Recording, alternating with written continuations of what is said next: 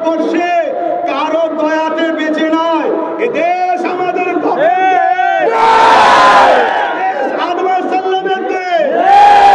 এদের হিন্দু, খ্রিস্টান, দলিত, আদিবাসী, সাঁওতাল, বাগদি, টুলে, মুচি, যে হোক, যে ধর্ম মানে না এই দেশে জন্ম হয়েছে, তাদেরও ওদের ভারতবর্ষ। কেউ যদি মনে করে রাজতন্ত্র চালাবো, তাদেরকে আমরা জানিয়ে দিই, সাদা চামড়ার ব্রিটিশদের হলে আমরা তাড়িয়েছি, তাদের কালো চামড়াকে তাড়াতে। অতএব এই দেশে সর্বধর্মের মানুষের মেহনতের অবদান আছে। সর্বধর্মের মানুষেরা এদেশের জন্য লড়াই করেছে, রক্ত দিয়েছে, জীবন দিয়েছে। কিন্তু আজ এই দেশে যেভাবে বিশেষ বিশেষ মুসলিম, দলিত, আদিবাসী, এসসি, এসটি, পিছিয়ে পড়া মানুষের উপরে যেভাবে অত্যাচার চলছে, যেন মনে হচ্ছে এদেশে আমাদের কোনো অধিকার নাই। তাই এদের কি অধিকার আছে কিনা নাই, আমাদেরকেও গণতান্ত্রিক প্রক্রিয়াতে জবাব দিতে হবে। পাশাপাশি খেয়াল রাখবেন, আমরা জানি এদেশে সমস্ত সম্প্রদায়ের মানুষ যেভাবে রক্ত দিয়েছে, দিল্লি থেকে লাহোর পর্যন্ত, তখন তো দেশভাগ হয়নি, সপ্ত ভারতবর্ষ উলামাদের রক্ত এবং ফাঁসিতে ঝুলিয়েছে, এদের স্বাধীন হয়েছে। ইন্ডিয়া গেটে সব থেকে বেশি মুসলিম সম্প্রদায়ের নাম আছে, কিন্তু আমরা ওটা নিয়ে দেশের মধ্যে বিভাজন তৈরি করাকে পছন্দ করি না। তাই আজকে আপনাদেরকে বলবো, আমাদের জাঙ্গিপাড়া থানার প্রশাসন বন্ধু যারা আছে, যথেষ্ট আমাদেরকে সহযোগিতা করেছে। তিনাদের সহযোগিতার স্বার্থে আমরা রাস্তা বন্ধ রাখবো না। তাই আমার ভাই পীরজাদা সৌদ সিদ্দিকী আরো ভাইরা রয়েছে, তিনি শুধু দু একটা কথা বলবেন, বলেই প্রোগ্রাম শেষ হয়ে যাবে। কেন? আমার রসুলের আদর্শ, রাস্তায় পথচারী মানুষের জন্য কোনো জিনিস যদি পড়ে থাকে সেটাকে সাইডে সরিয়ে ফেলে দাও। আমি আবার একবার বলছি, কোন মানবরূপী পশু আমার নবীর বিরুদ্ধে লাগবে, এতে আমার নবীর কিছু যায় আসে না। চাঁদ উঠলে চামচিকের ডানা মেরে চাঁদের আলোকে রুখতে যায়, মনে রাখবেন চামচিকের ডানাতে চাঁদের আলো রোকে না। ওই চাঁদ মোহাম্মদ রসুলের গোলাম, ইশারাতে বুক চিরে দুটুকরো করেছে নিজেকে। সূর্য আমার মোহাম্মদ রসুলের গোলাম, পৃথিবীর কোন মায়ের লালাছ সূর্যকে তুলে দেখাও, মোহাম্মদ রসুল তুলে দেখিয়েছে। মোহাম্মদ রসুলের বিষয় লেগে নিজের দেশের নিজের নসলের ক্ষতি করবে না। ফেরাউনকে দেখে শিক্ষা নাও, নমরুদকে দেখে শিক্ষা নাও, আবু জেহেলকে দেখে শিক্ষা নাও, সাদ্দাতকে দেখে শিক্ষা নাও। সুধরে যাও, সুধরে যাও। সবাইকে আঘাত দিচ্ছে আলাদা বিষয়। মুহাম্মদ সাল্লাল্লাহু আলাইহি সাল্লাম প্রত্যেকটা মুসলমান ইমানদারের জানের থেকেও বেশি কাছের দামি জিনিস আল্লাহ। দেশ আমাদেরকে রাইট দিয়েছে, যদি কেউ আমার জানের উপরে আঘাত দেয়, দেশ বলছে তুমি তাকে উপরে জান বাঁচাবার জন্য লড়াই করো। অতএব কেন্দ্র সরকারকে জানিয়ে দিই, তুমি আমার জানের উপরে আঘাত দিলে, দেশ যদি আমাকে লড়াই করার রাইট দিয়ে থাকে, জানের থেকে পিয়ারা হুজুর পাক সাল্লাল্লাহু আলাইহি ওয়াসাল্লামের সঙ্গে বিয়াদবি, গুস্তাখি বা তার বিরুদ্ধে ষড়যন্ত্র করলে তাহলে কি হতে পারে, এটা তুমি কিন্তু জেনে নাও, মনে রেখে দিও। তুমি চাইছো এদেশে হিন্দু মুসলমান অন্য ধর্মের সঙ্গে লাগাবে, না না, এটা ভারতবর্ষ। এদেশের হিন্দুরা সম্প্রীতি প্রেমিক, এদেশের আদিবাসীরা সম্প্রীতি প্রেমিক, এদেশের খ্রিস্টানরা সম্প্রীতি প্রেমিক, এদেশের দলিতরা সম্প্রীতি প্রেমিক, এদেশের এসসি এসটি সবাই মানব প্রেমিক, সবাই সম্প্রীতি প্রেমিক। সবচেয়ে বড় কথা, আমাদের লড়াই হিন্দুর বিরুদ্ধে নয়, আদিবাসী দলিতের বিরুদ্ধে নয়, কোন ভারতীয় বিরুদ্ধে নয়, আমাদের লড়াই সংবিধান বিরোধী কেন্দ্র সরকারের বিরুদ্ধে লড়াই। লড়াই হবে। আরেকটা ছোট্ট কথা বলতে লাগে, উত্তরপ্রদেশে যোগী যেমন তার প্রশাসন যেভাবে অন্যায় করেছে সবটাই আমরা শুনলাম। আমার দুঃখের সাথে বলতে হয়, আমার রাজ্যে দক্ষিণ 24 পরগনা ক্যানিংয়ে এক সন্ত্রাস গুন্ডা জালিম রয়েছে, আপনারা সবাই জানেন। দিবসের মাহফিলে আসার দরুন প্রায় 150 মানুষের বাড়ির কারেন্টের তার কেটে দিয়েছে। ঘরে তালা মেরে দিয়েছে, তাদের উপরে জুলুম করেছে। তাই রাজ্য সরকারকে বলবো, তোমার এই পাগলা কুকুর সামলাও, বাধ্য হব, বাধ্য হব। যেমন দেশের বিরুদ্ধে লাগলে তখন হাত তুলতে বাধ্য হব, সংবিধানের বিরুদ্ধে লাগলে হাত তুলতে বাধ্য হবেন না? নাকি আইন রাইট দেয় না? দেশের ওপরে কোনো কথা নয়, দেশের ব্যাপার আসবে তখন হাত তুলতেই হবে, বাঁচাতে হবে। ঠিক তেমনই যিনি দেশকে প্রেম করা শিখিয়েছে, সংবিধানকে মান্যতা, দেশের আইন ব্যবস্থাকে শ্রদ্ধা করা যিনি শিখিয়েছেন, তাম পৃথিবীর তাম কায়নাতের সুলতান হযরত প্রফেট মুহাম্মদ সাল্লাল্লাহু আলাইহি ওয়াসাল্লাম, তিনি বলেছেন দেশকে ভালোবাসো, তিনার কথাই দেশকে ভালোবাসছি। অতএব সেই রাসূলের উপরে আঘাত দিলে রাজ্য সরকারকে বলবো, পাগলা কুকুর সামলাও।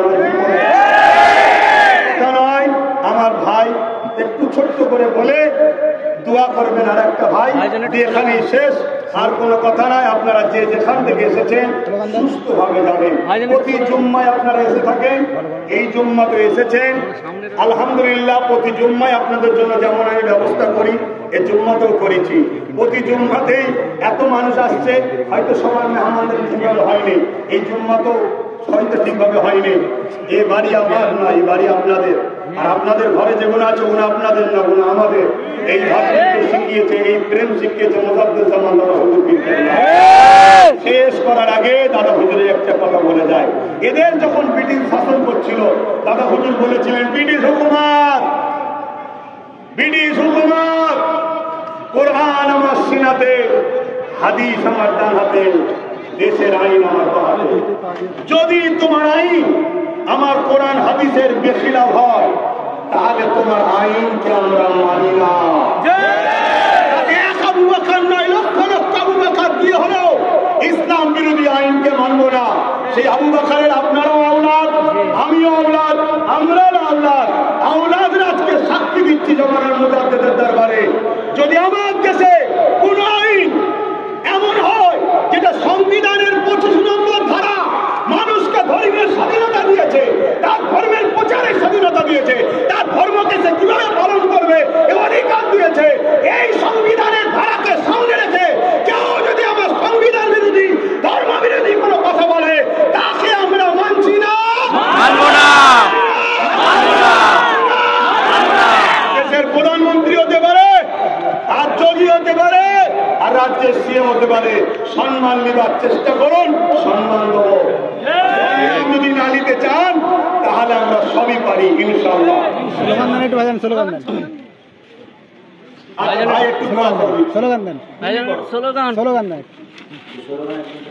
আচ্ছা, আমি একটা কথা বলি, যে আই লাভ মুহাম্মদ সাল্লাল্লাহু আলাইহি সাল্লাম না বললে গোনাহ হবে, কথা বুঝে আসছে। আর দ্বিতীয় নম্বর কথা, এইটাকে আন্দোলনের ঝুঁকে পড়ে বেউজ্জতি না হয়, তাহলে তুমিও সেই টাকলার মতো হয়ে যাবে, তুমিও আসামি পাপি। অর্থাৎ প্রেম করো, মুখ সারিয়ে নয়। কথা খুব দামি জিনিস আমাদের ঈমান। তাই আমি বলবো আই লাভ, আপনারা বলবেন ইয়া রাসূলুল্লাহ, তাহলে সাল্লাল্লাহু আলাইহি ওয়াসাল্লামের ব্যাপারে আসছে না, কথা বুঝে আসছে। এরপরও যদি কেউ সাল্লাল্লাহু আলাইহি ওয়াসাল্লাম বলে, দরুদ শরীফ কি হয়ে যাবে? কিন্তু মুহাম্মদ সাল্লাল্লাহু আলাইহি ওয়াসাল্লাম নাম নিলেই বলতে হবে। আপনারা সবাই একবার বলুন মুহাম্মদ, আপনারা উচ্চারণ করুন মুহাম্মদ। খেয়াল করতে কোন নবীর নাম নিলে দুই ঠোঁটে ঠোঁট ঠেকছে, বলুন মুহাম্মদ। আমার নবীর নাম জুমা না দিয়ে পৃথিবীর কেউ নিতে পারবে এমন মায়ের লাল আছে কি? দেখাও তো দেখি। মহান স্রষ্টা জানে, আমার বন্ধু তোমার পক্ষে হোক আর দুশ্মন হোক, সব বেটাকেই তোমার নামে চুমা আমি দিয়াবো। তাই তোমার নাম রাখলাম মুহাম্মদ। সুবহানাল্লাহ, বলুন মুহাম্মদ, মুহাম্মদ, আহমদ। এবং ঠোঁটে ঠোঁট না লাগিয়ে কেউ উচ্চারণ করতে দিতেই হবে। তুমি পক্ষে হোক আর বিপক্ষে হোক, মুহাম্মদ রাসূল সবার নেতা, সর্বকালের সর্বশ্রেষ্ঠ সহিংসা, কোন জাহানের সুলতান। তিনি মানুষ জাতিকে অন্যায়, অত্যাচার, জুলুম, রাহাজানি, খুন, সন্ত্রাসী থেকে বাঁচাতে এসেছিলেন।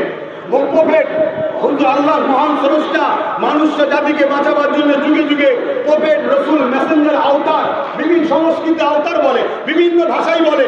মহামনীষীরা এসেছেন, সর্বকালের সর্বশ্রেষ্ঠ মহামানব মহামনীষী রসুল নবী পয়গম্বর আওতার প্রফেট হযরত মুহাম্মদ সাল্লাল্লাহু আলাইহি ওয়াসাল্লাম। আমি বলবো আই লাভ